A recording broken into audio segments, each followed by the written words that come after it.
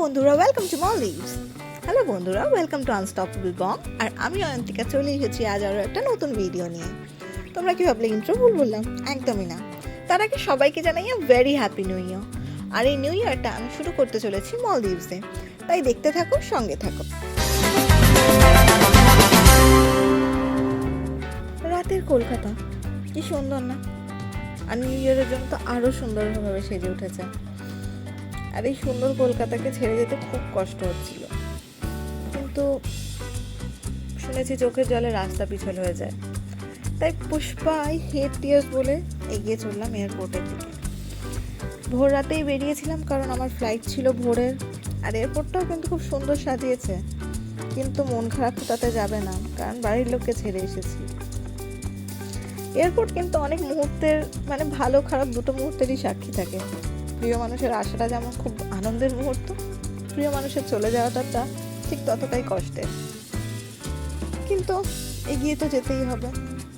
তাই এয়ারপোর্টের সমস্ত ফর্ম্যালিটিস কমপ্লিট করে বাসে চেপে বসলাম ফ্লাইটের উদ্দেশ্যে। এই ফ্লাইটে করেই আমি চলে যাব নিজের উদ্দেশ্যে। দেখতে পাচ্ছি ভোরবেলা, তাই ঘুম ঘুম চোখে সবাই এখানে ওয়েট করছে। আর হ্যাঁ, এইবার কিন্তু মাস্কটা খুব ইম্পর্টেন্ট, কারণ করোনাটা আবার দেখা দিচ্ছে, তো স্টে সেফ।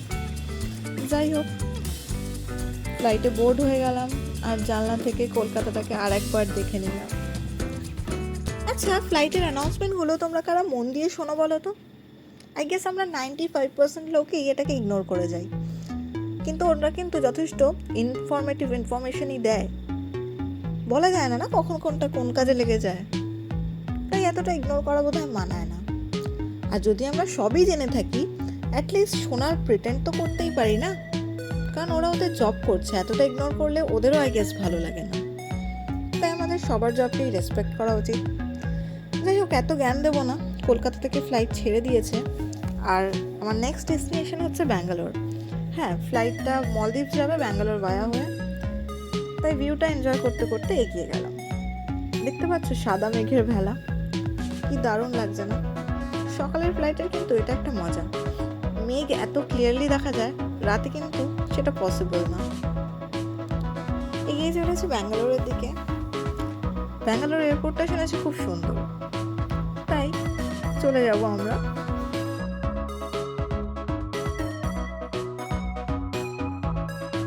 পৌঁছে গেলাম ব্যাঙ্গালোরে।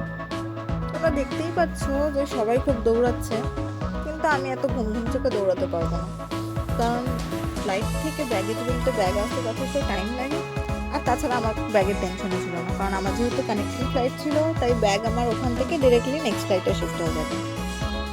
তো আর তাড়াহুড়ো না করে আমি আস্তে ধীরেই গেলাম, কারণ আমার ফ্লাইটে একটু টাইমও ছিল। তো ধীরে ধীরে ভিউ এনজয় করতে করতে এগোচ্ছিলাম। তবে এখানে এসে কিন্তু বাইকটা দারুণ লাগলো। এখানে ডুডল আর্টের মধ্যে দিয়ে ব্যাঙ্গালোরটাকে খুব সুন্দরভাবে ফুটিয়ে তোলা হয়েছে। দেখো, সবার প্রথমে দোসা, ইডলি আমার তো ফেভারিট। বেঙ্গলি কিউজিনের পরে আমার যদি কোনো ফেভারিট কিউজিন হয়ে থাকে, সেটা হচ্ছে সাউথ ইন্ডিয়ান, আর তারপরে ইন্ডো চাইনিজ তো আছেই। যাই হোক, ব্যাঙ্গালোরকে কিন্তু গার্ডেন সিটি অফ ইন্ডিয়াও বলা হয়। এখানকার লালবাগ বোটানিক্যাল গার্ডেনে গেলে কিন্তু তোমরা ভালোই বুঝতে পারবে। তবে হ্যাঁ, যেহেতু আমার কানেক্টিং ফ্লাইট, ব্যাঙ্গালোরটা ঘুরে দেখা সম্ভব না, তো পরে কখনো আসবো। ততক্ষণ তোমরা এই ডুডল আর্টটা দেখে নাও। এখানের ফেমাস জিনিসগুলো এই ডুডল আর্টের মধ্যে দেখিয়ে তুলেছে। এটা কিন্তু খুব সুন্দর একটা চেষ্টা ব্যাঙ্গালোরকে ছোটোভাবে দেখিয়ে দেওয়ার জন্য। যাই হোক, এগুলো দেখতে দেখতে আমি এগিয়ে চলছিলাম যে কোন দিকে আমার ইন্টারন্যাশনাল ফ্লাইটটা ছাড়বে। এই ব্যাগেজ বেল্টের পাশ দিয়েই চলে গেছে ডিপার্চারের রাস্তা। তবে হ্যাঁ, এই ডিপার্চারের রাস্তা দিয়ে যারা ব্যাঙ্গালোরে বেরোতে চাও তারা তো বেরোতেই পারবে। তাছাড়া আমি জানতে পারলাম যে আমার ফ্লাইট টার্মিনাল 2 থেকে ছাড়বে। আর এই ব্যাঙ্গালোর এয়ারপোর্টটা কিন্তু বেশ বড়, বাসে করে যেতে হবে টার্মিনাল 2-এ। আর বাসে কিন্তু খুব একটা কম সময় লাগবে না, তাই বাস কোথা থেকে ছাড়ে সেটা খুঁজতে খুঁজতে চলে এলাম এইখানে। এখানে 5 মিনিটের দূরত্বেই বাস ছাড়বে, তাই ওখান থেকেই আমরা চলে যাব। আর শুধু বাস না, যারা ডিপার্চার করবে, মানে যারা ব্যাঙ্গালোরে ওখান থেকে যাবে, তারা ওখান থেকে ওলা, উবের যে কোনো কিছু বুক করে নিতে পারবে, ডিরেক্ট সিটিতে পৌঁছে যাবে। যাই হোক, বাস দেখে এগিয়ে গেলাম টার্মিনাল 2-এর জন্য। এখানে বাসে কিন্তু বেশ অনেকটা টাইম লাগবে, তাই সিট পেলে বসে নিও, ভেবো না যে এক্ষুনি তো পৌঁছে যাব, প্রবলেম হবে। যাই হোক, এই ব্যাঙ্গালোর এয়ারপোর্টের একদম কাছে যেই হোটেলটা আছে সেটা হচ্ছে তাজ। তোমরা দেখতে পারবে এখানে একটা ব্ল্যাক কালারের টানেল মতো আছে, আর ওটা শেষ হলে শুরু হয়ে যাবে তাজ। এক্ষুনি ভিডিওতে চলে আসবে, আমি দেখিয়ে দিচ্ছি তোমাদের।